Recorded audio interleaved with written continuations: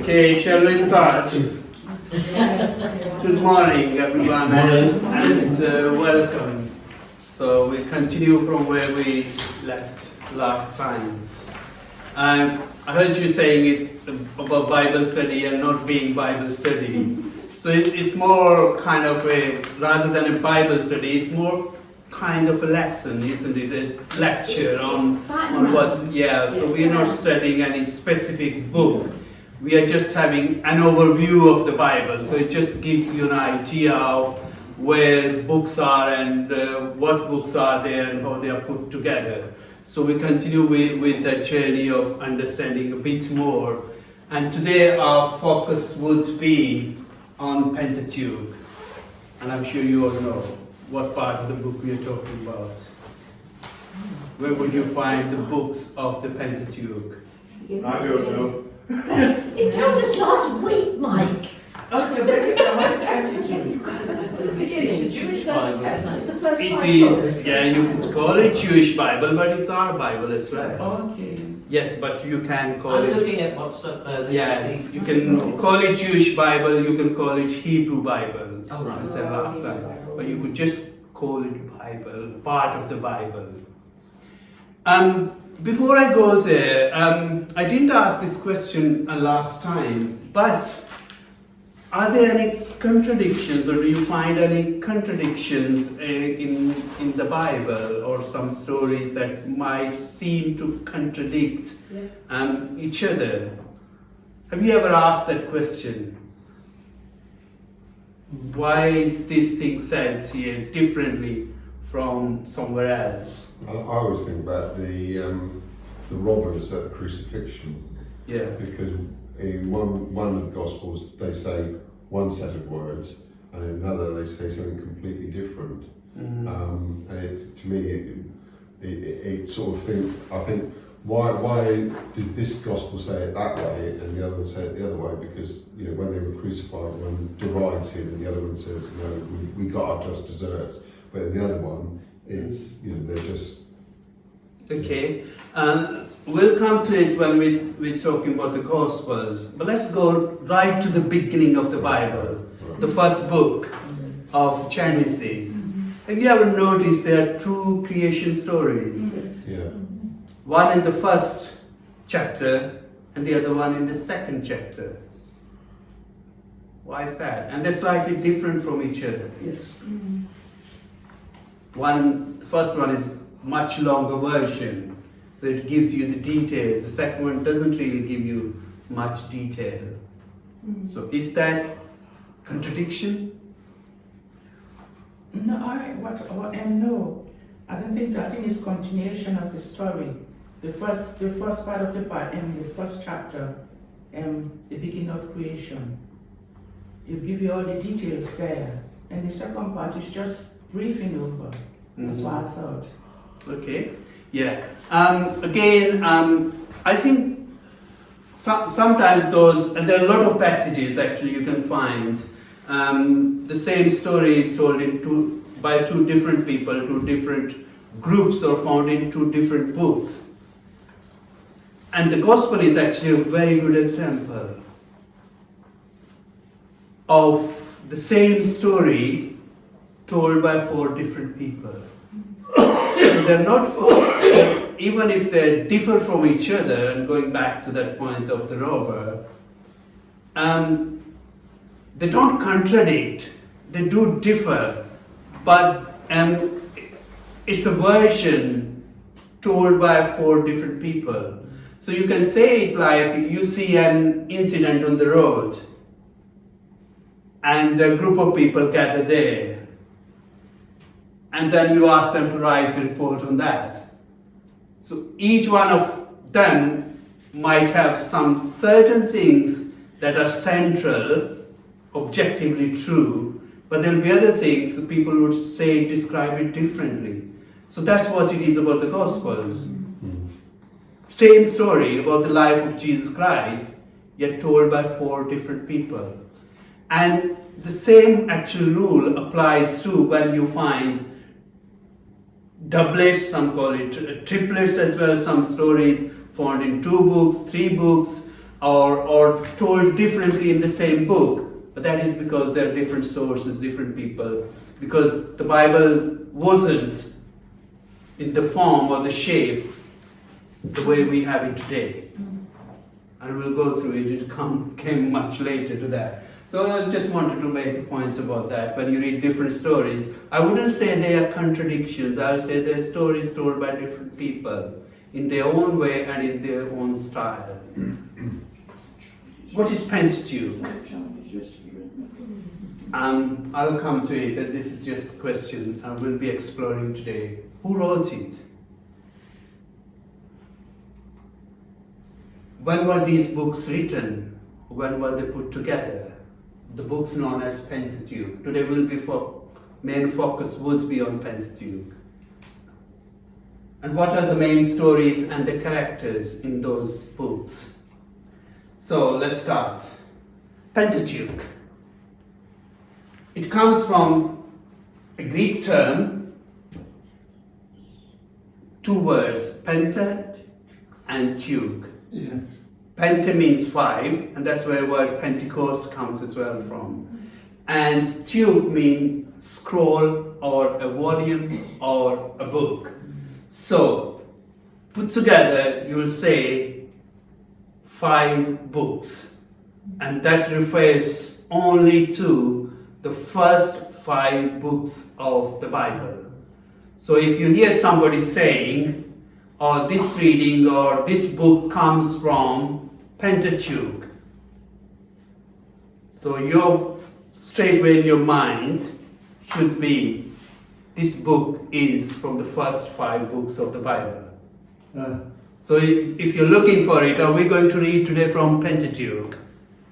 And we're finding from this book. So you wouldn't go to the back of the Bible. So it must be one of the first 5 books in the Bible until you tell which book it is. But Pentateuch, the word Pentateuch means the first 5 books of the Bible. You might be thinking, what are they? We'll be coming to it. They're also called books of the law, because there's a lot of law, a lot of rules and regulations, early kind of teaching about what people should do, what they shouldn't do. So there's a lot of sort of rules and regulations found in the first 5 books of the Bible. It's also called Torah, Hebrew meaning instruction. The English refer to as law, and you can mention that Jesus refers to as it is written in the law of Moses. Sometimes it's also called the law of Moses. So these are the first 5 books of the Bible. So they have different names. You could call them Pentateuch, you'd call them books of the law, law of Moses, and you could call it Torah. They all refer to the same part of the book, that is the first 5 books of the Bible. And these 5 books were originally written as a single unbroken scroll. The division comes much later, and we'll be talking about it later on, how the books were divided or when they were divided. But originally, these were written on a scroll, kind of long scroll, and it was as one scroll. Sometime before the 2nd century BC, it was divided into 5 books that we see today. So this division of 5 books, known as Pentateuch, was in the 2nd century BC. So they didn't always have it as, let's read from the book of Genesis, let's read from the book of Exodus. They would say probably, let's read from the scroll or the law of Moses, and then you went down sort of where to find it. Again, continuing with a little bit of, I think we already said that. This is an interesting bit. Yeah. It's also known as Tanakh. And that refers to the first 5 books, but also refers to the 24 books of the Hebrew Bible. Do you remember last time when I asked the question, how many books are in the Bible? And how many books are in the Old Testament? Do you remember? Do you remember the answer?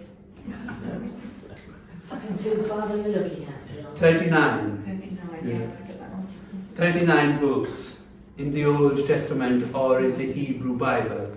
Now, Tanakh also refers to the Hebrew Bible, but it refers to 24 books. That's the interesting bit. That you might be thinking we were saying 39 books, and now we are saying 24 books of the Old Testament. Why is that? We'll come to it, but the main Hebrew Bible, the Old Testament, or Bible of the Jews, if you want to say it, or the Hebrews, it was divided in three parts, three main parts. So the first part was, I think the order is wrong. There was the Torah, the first part was the Torah, then was Ketuvim, the books, and then were prophets. So remember last time I was speaking about the main division of the Bible. So I was saying there's Pentateuch, then there are historical books, then there's wisdom literature, and then there are prophets. So four main divisions. In the Hebrew Bible, they had three main divisions. So there was the Torah, first 5 books of the Bible, then they have Nevi'im, which was the prophets, and then the Ketuvim, which means just general books. So they're divided into 3 main parts. What were those 3 parts? Again, why do they have 24 books rather than 39? The reason the original three sections that I mentioned in the Hebrew Bible, they were categorized differently. They were still the same books, but they were put in a different way, so they condensed them rather than from 39. They didn't condense it from 39 to 24, they actually had 24. It was later on, the division, when later on biblical scholars, much later, actually tried to create a more systematic order. They kind of separated some of the books that were as one book before. So that's where it becomes from 24 to 39. I'll skip that, I think I've said that.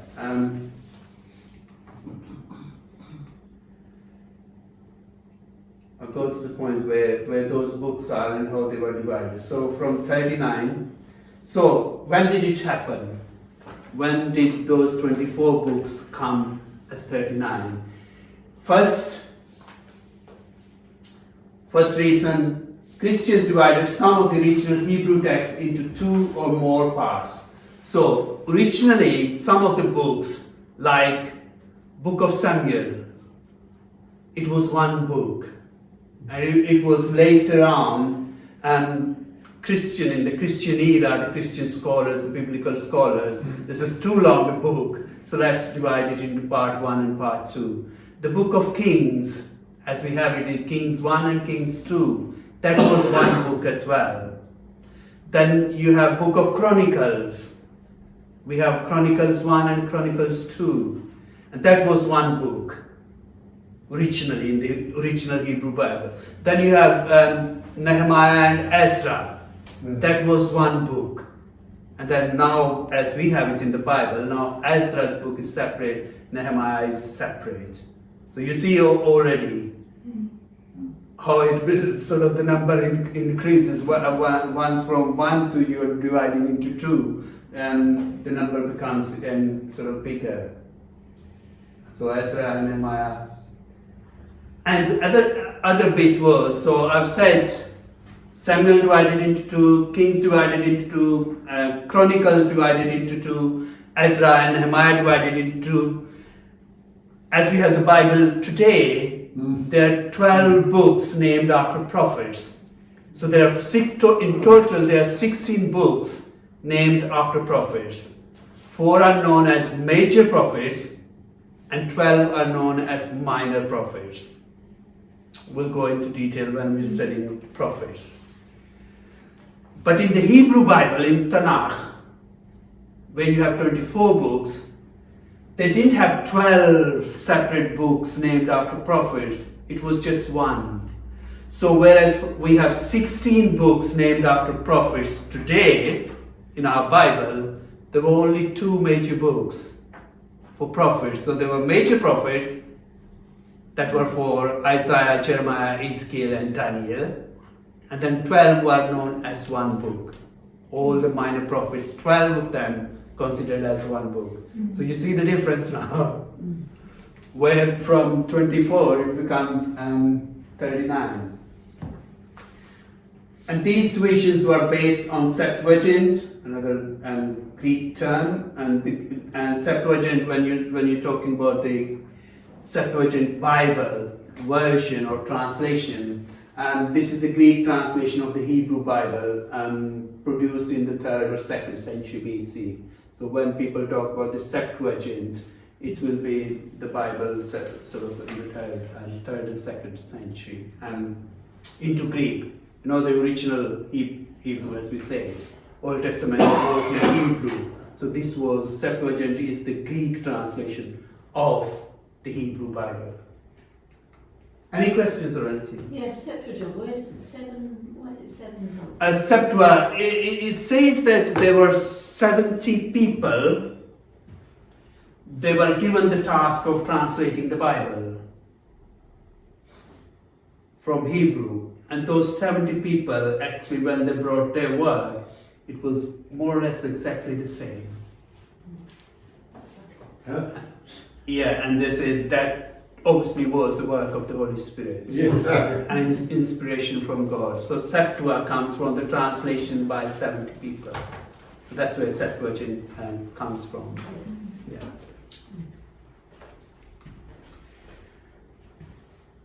When was the Hebrew canon fixed? Again, Hebrew canon, when you're talking about it, you're referring to, as I said, 24, or in today's language, 39 books of the Bible. When did they decide that these were the only books that are part of the Bible? These are the only revealed and inspired books of the Bible. So according to some scholars, the 24 books canon of the Hebrew Bible was, or you could say 39 as well, because 39, that just talks about the division, isn't it? But main contents are the same. And canon of the Hebrew Bible was fixed by Ezra and the scribes in the 2nd Temple period. So that's roughly the period 597 to 70. So there's no fixed date. You can't say this is when it was decided, these are the 39 books, and that's it. No more. It took a long time, but there's no fixed date. Some would refer it to the time of Ezra, or some would say probably it was during those 5 or 6 centuries time. According to the Talmuds, which you might have heard the word again, Talmuds and Mishnah as well. According to the Talmud, which is study of the Bible, the scholars, those who are studying the Bible, according to them, Tanakh, you know what it means? Those 3 big divisions of the Bible, the Pentateuch and the prophets and the historical books or the books, was compiled by 450 BC and it has remained unchanged ever since. So again, this falls into that time period, you know, when we're saying 500 to sort of 70. The 24 book canon is mentioned. You can also say 39 book canon. Sort of, because they originally mentioned 24, as I said, 39 was the Christian sort of separation of the books. So they would refer to 24 mostly. Canon is mentioned in the Midrash, Kohelet, which is method of interpretation of the Bible. Again, biblical, Old Testament biblical scholars studied there, and they said whoever brings together in his house, God's house, more than 24 books brings confusion. So it was already kind of decided that these are the 24 books. What we say today, I keep on repeating, what we say today, 39. So that was pretty much decided between that period. So Christians, when they sort of took the Old Testament, they just took it as it was, so they didn't really Well, there are bits that are added later on. We were talking about Apocrypha. So some of the books, but mostly it was those 39 books. So was he talking about the Apocrypha when he said that person who brings more books will bring confusion? Yeah. So he talked about the Apocrypha? Yeah. So, I mean, it was a later edition, like we were talking about books of wisdom and Sirach and Judith and Tobit and those 7 books, Maccabees 1 and 2. And so those were kind of later edition, but what they had, 24, did not include these books of Apocrypha. There were many attempts. Now, this again is an interesting bit. We have our Bible. When you read, very easily we say, whenever we read from the book of so and so, chapter so and verses so and so. It wasn't always like that. No. It was much later edition. In the 5th century, Jerome divided the Bible into shorter passages called pericopes or a predecessor to chapters. So until the 5th century AD, the Bible wasn't really divided into chapters. So you see when Jesus, even in Jesus' time, it wasn't divided into this is chapter 1, 2 and 3. When Jesus goes to the synagogue, he's given a scroll of Isaiah. You find it in Luke chapter 4, I think, where he's given that, and the Spirit of the Lord is upon me. So he finds in the scroll of Isaiah the place where it is written. Probably I don't know how much he had to roll down to find that. So it wasn't like turning the book. It was the scroll, and there were sort of rolls of scrolls. So even then, at Jesus' time, there were no chapters and no verses. So you would just find of course, if you're used to reading, and Jews were trained for reading, even children were taught how to read the scriptures. They didn't roughly know, like we know when we open the Bible, as I said, if I mention the book of Gospel of Matthew, I know where to go to sort of kind of thing, how many pages roughly to turn to kind of somewhere here. And they would know if you're reading from a particular passage, and Jesus would have known. It's not like he accidentally opened that passage, the Spirit of the Lord is upon me, he has anointed me to good news and all that kind of thing. He would have known where roughly that passage is. Would it be also because they just physically didn't have books as we know them today? Yeah. That's why it was on a scroll. So the idea of opening a book wouldn't have been, with them, everything would have been written on scrolls, like papyrus scrolls and that sort of thing. So that's why, I suppose, if you don't have the idea of a book, a scroll is the next. Yeah, because you're grown up with that, and that's the way to sort of any written material is written on papyrus or on those scrolls. Yeah. So it was, as I said, in the 5th century. The chapter divisions are credited to Stephen Lugson in 1207 to 1228. So we're talking about the 13th century, when the division of chapters came and were used in the Wycliffe English Bible of 1382 and have been used in nearly all versions since. So the chapters, not the verses yet, the chapters came in 1382, so in the 14th century. Now the verses, division for the Old Testament was introduced in the verses around AD 900. You see, it was in the Christian time, sort of after Jesus' time, in the 900 AD. That's when even the Old Testament division of chapters came in. So it wasn't always like that. So this Stephen Longton, for example, just took it upon himself to do this, and that was accepted by other people. And there was a lot of attempts, and there was a lot of confusion. Different people tried to sort of,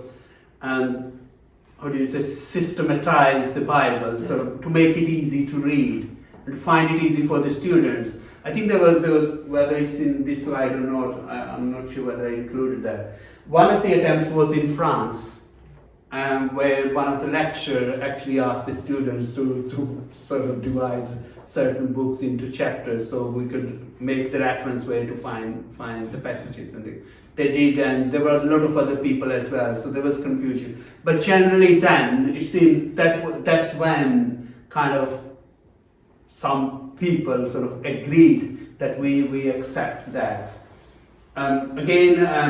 Verse division of the New Testament originated with Robert Estienne, and that was printed in his Greek New Testament in 1551. So basically it's from the 16th century we have the chapters and the verses of the Bible. And then the first full Bible published with verse and chapter divisions was then Vulgate. Vulgate is the Latin translation. Remember we said the Septuagint was the Greek translation of the Hebrew Bible. Vulgate is the Latin translation of the Hebrew Bible. And that was in 1555. He used the Old Testament verse division, which was in 900, created by a Jewish rabbi named Nathan in 1448. And the first English version with full chapter and verse was the Geneva Bible of 1560. These divisions have been used in almost all versions since. So that's the time, roughly, in the 16th century, since we have the Bible divided in chapters and verses. So just imagine before that, how difficult it would have been to find. I mean, we easily can sort of refer the chapters and the verses and we go straight there. There was a program on the television by Yusuf, Dr. Evil. He said the Bible in those days, and the scroll, they have no full stop, no commas, nothing. Yeah, that's true as well. Yeah. It's just So, words. yeah. I'll save you 6. Okay, shall we carry on to books now? Particular books. So we'll talk about Genesis now. Now the interesting bit is in Hebrew Bible, we were talking about 24 books or 39, the names are different from the names that we have in our Bible, English Bible. Now, in all the 5 books, the books are named not based on the events, like we have Exodus talks about the exit, but based on either the first word or first verse of that book. So that's how books are named in Pentateuch or Torah. So the first one is actually, we're familiar. The first one, Genesis, actually is named after the first word, which is in the beginning. And so in Hebrew, that is, I should have highlighted, I did. The book is called Bereshit, which means literally in the beginning. But if you're saying a Hebrew Bible, open a Bible, you won't find book of Genesis. Or the same way, like if I open the Urdu Bible, it will be a different name. So the Hebrew Bible would have the name as Bereshit, and that means in the beginning. So that's how the books are named, and it's the same for the next 4 books as well. Greek and Latin, the Genesis comes from Greek to Latin and then into English, which literally means beginning, or to become, or it means birth, or it means origin. So Genesis has these meanings, or the beginning of the world, or creation of the world. It's divided into 2 main parts, or if you're studying sort of theological academic study, you can divide the book of Genesis into 2 main parts. The first part is chapter 1 to 11, which is called kind of a prehistory, primal history. We do have events there that people do take them as historical, Can you think of any event in the first 11 chapters of Genesis? Any major event? Well, creation story. Creation story, yes. First 11 chapters. Adam was saying it's not my fault God is early doors. Yes, it's the beginning of sort of sin, the disobedience of Adam and Eve. Yeah. Anything else in Is the Noah first? in the first 11? Noah's story is in the first 11 chapters. It's another significant story as well. We definitely have heard of it. Yeah, that one. But there's another one. Joseph? Where's he? Now it comes later on. The Genesis. Tower Adam and The Eve. Tower of Babel. Yeah. Tower of Babel. So many scholars think, even though we do talk of Noah's flood, many biblical scholars say that it is a prehistory. You can't find the historical archaeological traces to these events. But even though I think there were some articles, they said they found some. But general agreement is it's kind of prehistory. Seeing some more like a theological reflection of what's happened and what human beings did. And it's fine. It's for example, Noah's story or Noah's flood is just to highlight the points of kind of sin and the consequences of sin. Again, the story of Cain and Abel. That's the first murder happens, so they're one of them. And the story of the disobedience of Eve and Adam, and that again is to highlight how did the sin come into the world and what the consequences are. Because in all those stories, then it says, and God did that, and they were punished. As a consequence of the first sin, so to say, they were kicked out of the Garden of Eden. In case of Noah's flood, they're punished because they were so sinful. Anyway, so it's divided in two parts.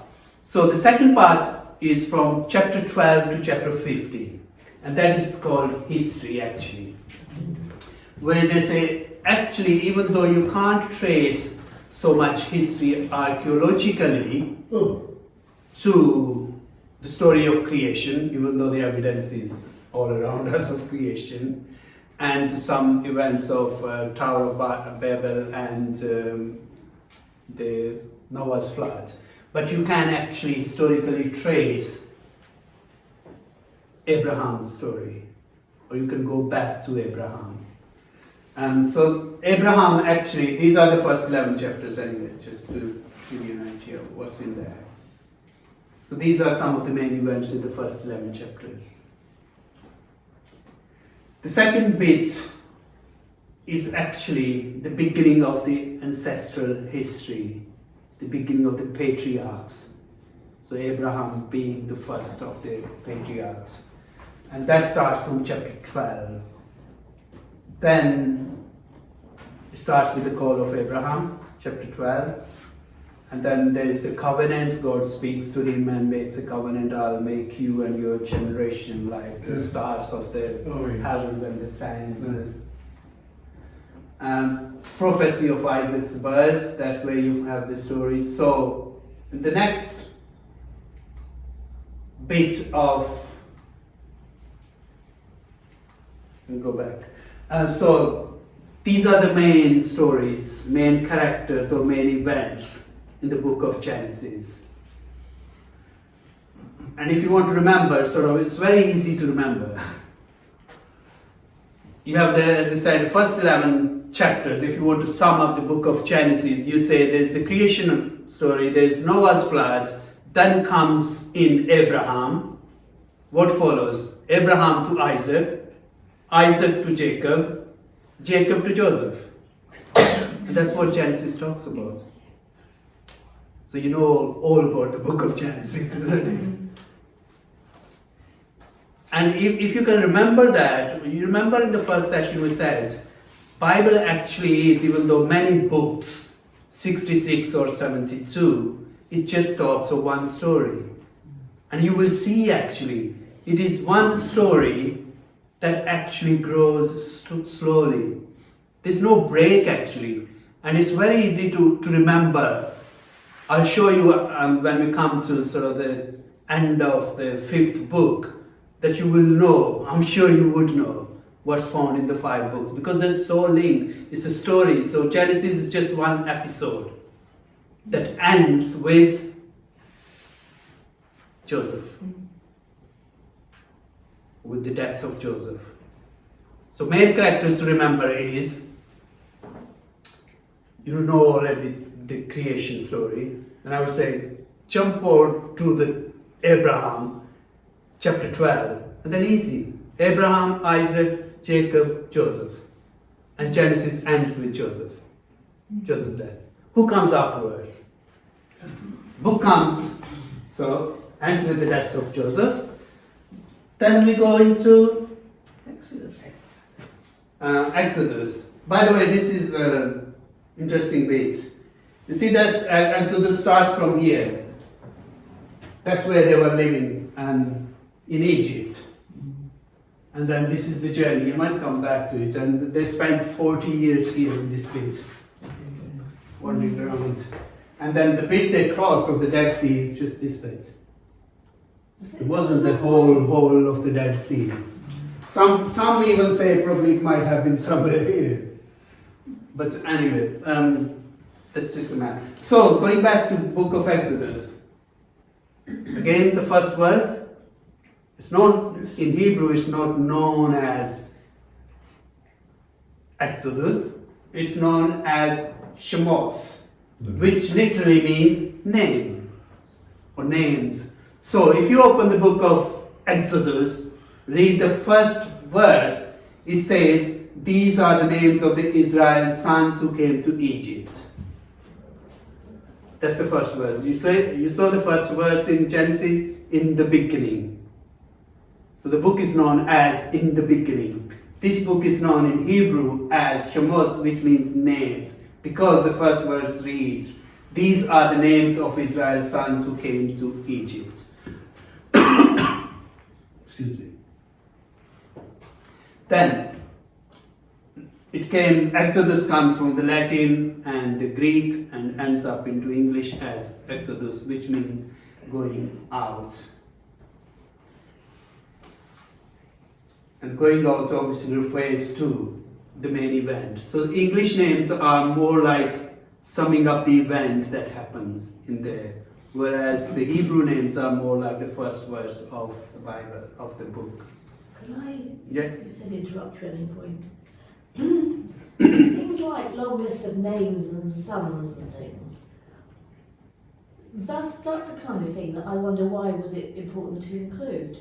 Why did they think that God needed us to? It's kind of a family history, so it becomes a history book, but as being part of the Bible, why is that included? Yes, you can ask the same question when you read the genealogy in the book of Matthew and Luke. Why is there need for Matthew? Taking Jesus back to David is very Yeah. but the names of Israel's sons. It's the same thing for them to know where they came from, who their ancestors are, who their grandfather, great-great-great-grandfather is. So that gives them the identity. And that also reminds them that what God has done to their great fathers or great grandfathers or the patriarch, and this is where we come from. Okay. And God had made the promise with them. So if you skip those names, a few generations later, you will forget where you come from. Mm-hmm. And I say that sometimes to our son, Saran. He's 19, he's never been to Pakistan. He doesn't know where we were born, where I grew up, who his grandparents are and things like that. He probably just knows the name, but his children might not even know the names. So it's important for the generation to generation to say where we came from. And that's why this is important. And that's what Matthew, as you said, well, he wants him to trace him to David. Not only David, he traces him back to Abraham. And Luke actually takes him back to God. Luke even goes beyond that. But it's saying these were the people to whom the promise of the Savior was made. And that's why these names are important. Because they are saying, in Exodus, for example, the important is, we said, these are the names of the sons of Israel. Israel is referring to Jacob. So many sons we have? 12. Who are his sons? If they are not told, how does the story then goes kind of further ahead? But then how do they also go back to say where they came from and what the promise was? So it's basically for that reason. Traditionally ascribed to Moses himself, as we said, there are references to him. The early dates is believed is probably 15th century BC. That's when the book of Exodus might have been written. The late date is 1270. As I said, there are no exact date, so it's just time scale really where they put the books in. Modern scholarship sees the book as initially a product of the Babylonian exile in the 6th century, or from early written and from the oral traditions. So some say it's the Persian post-exilic period in the 5th century. So again, there's no accurate date when the book of Exodus might have been written, but the story definitely would have been told again and again and again and again. So main characters and events. Starts with the story of oppression of the people of Israel. So you remember the end of Genesis, where does it end? With Joseph, where is he? In Egypt. So you see that you're building the link, the continuation of the story. So he's in Egypt after his death. People are oppressed, people are persecuted, they're beginning to lose their sense of identity and sense of calling from God and so on. So then what happens? Who comes on the scene? Moses. You see, you already know then where Genesis ends and where Exodus begins. Yes. So slavery, who is the key person in? Moses. So the birth of Moses, and I'm sure we all know the bit of story. Then Moses goes to Pharaoh and talks about people being freed and all that. God has sent me. So there's a call of Moses, then the plagues of Egypt, that happens, this whole process of the story. And then Moses leads them out of Egypt. And God, in between, God makes covenants and promises and all that kind of thing. Then there is one of the key events in Exodus, book of Exodus, is Moses going up to Mount Sinai. He gets the 10 commandments. They are found in Exodus, but also found in Deuteronomy as well. Do you remember your 10 commandments? I mean, this is just a summary, but you can divide them into 2 parts. So the first 4 speak about God. So they are directed towards God. So basically, God saying, there shouldn't be any other God. You should worship me only, no idols. And you shouldn't take my name in vain. Do not take God's name and keep the Sabbath holy. Yeah. So they're talking about God. First 4, basically about God. The next 6 are actually about our relationship with each other. So respect your parents, no murder, no adultery, no stealing, no false witness, and no coveting. Mm-hmm. So these are actually sort of more about social and community kind of rules and regulations. So you can divide them 10 commandments, first 4 about God, and the next 6 about us, so to say. Again, these are again some of the events. The golden calf, you heard the story of when people worship. Moses is on the mountain, he takes a bit longer to come down and people get fed up and frustrated and start worshipping the golden calf. The other important bit in the book of Exodus is the construction of the tabernacle. And that is actually the idea of the presence of God. Yes, He is everywhere, But that's when the first time comes the idea, and God himself says to Moses, make me a tabernacle and that will be my residence, a place of my presence. And that's found in Exodus. And again, that idea will carry on in the next books as well, of tabernacle. So, the book of Exodus then ends in the wilderness, where Moses is told to make the tabernacle. There's no temple yet. So there was no specific place of worship. So whenever people moved around, they carried the tabernacle with them. So that became kind of their church, so to say, their temple. So that's where the book of Exodus ends. So main story is, so you found sort of Joseph dies in Genesis, I'm going back. Then Moses comes on the scene, then the Exodus happens, and there was another person with Moses, wasn't he? His brother Aaron. Yeah. And then another key person will come later on. So the next bit comes as the book of Leviticus, date 10 to sort of 14th century, Hebrew name, so this book is known as Vayikra, the Lord called. So the first verse is, the Lord called.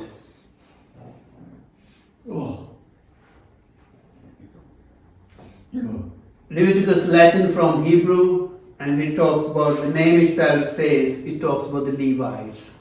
So, you see the link now. We ended the book of Exodus with what? Tabernacle, the place of worship, holiness. The next book, actually, Leviticus, starts talking about the Levites, about the rules and regulations of worship.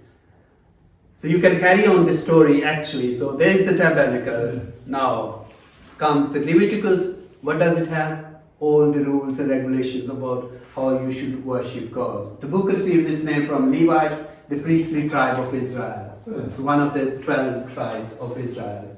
It is basically a record of laws pertaining to the Levites and their service, and for people about how they should worship God.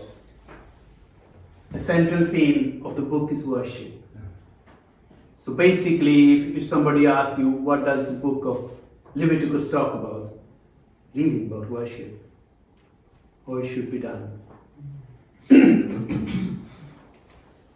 Again, main characters and events. The book of Leviticus begins with the instruction to Israelites on how to use the tabernacle, as I said earlier, followed by rules of clean and unclean, and that's where you find laws of slaughter and animals permissible to eat.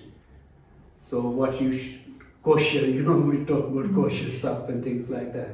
So where what you can eat and what you can't. Again, it relates to worship and holiness, isn't it? The Day of Atonement, again, that's where the first time it comes, and various moral and ritual laws, sometimes called the Holiness Code, again, found in Leviticus. Again, it carries on about. So, tabernacle actually is the key thing in the book here. Next one, Numbers. So, the book of Leviticus ends with the word rules and regulations about worship. Now, Numbers, again, Hebrew word is Bamidbar in the desert. And the first verse is, the Lord spoke to Moses in the wilderness. So, again, name comes from the first verse, from the wilderness. Take a census of the whole congregation of Israelites. So the Numbers, I think, is very easy to sum up, really. Because that's the first time people are told by God to sort of take census of the people, how many people there are. And that was in terms of as preparation to go to the promised land. So there are two senses actually in that book. So that's why it's called Numbers. That's why it's called, because it just counts the people. Census. Yeah. So the key story is that it just counts how many people left, kind of thing, how many are in the wilderness and how many might go. Go ahead. Number begins at Mount Sinai, where the Israelites have received their law and covenant from God, and God has taken up residence among them in the sanctuary, and that is the tabernacle, referring to the tabernacle. The Israelites begin the journey, but they murmur at the hardships along the way and about the authority of Moses and Aaron, and are punished by God. Now that's where actually it happens. God says, including Moses, you would not enter the promised land. And that's why it takes 40 years and one whole generation. So it says none of the people who came from Egypt actually entered the promised land. So it was kind of the whole new generation who entered sort of into the promised land. And this book explains the importance of holiness, faithfulness, and trust. If you trust in God, you carry on moving. If you don't, then that's kind of, there's the consequences, so to say. You go around in circles. Again, a story of Israel's travels after leaving Egypt. So basically, in numbers, they are counted and also counted how many are going to go kind of forward into the promised land. It talks about the deaths of Aaron, the key figure who was all the time from Moses sort of leading people. Aaron was all the time with him, and in Numbers he dies. Then there's, the story of the bronze serpent. It's quite significant because Jesus makes a reference to that. He says, as the serpent was lifted up, so the Son of Man will be lifted up as well. So Jesus makes actually reference to that when he's talking about his death and crucifixion. And that's in Numbers. So that's basically Numbers. So basically, you can go back again, and the story moves on. Moses still very much part of it, from Leviticus, rules and regulations of worship, and then they're preparing to go into the promised land in Numbers, but they're counted before they go. Deuteronomy. So many have we done? We've done Genesis, we've done Exodus, we've done Leviticus, so this is the last one. Deuteronomy basically again comes from the first verse, first words in the Hebrew Bible, which means devarim, means things or words. Again, the first verse says, these are the words that Moses spoke to all Israel.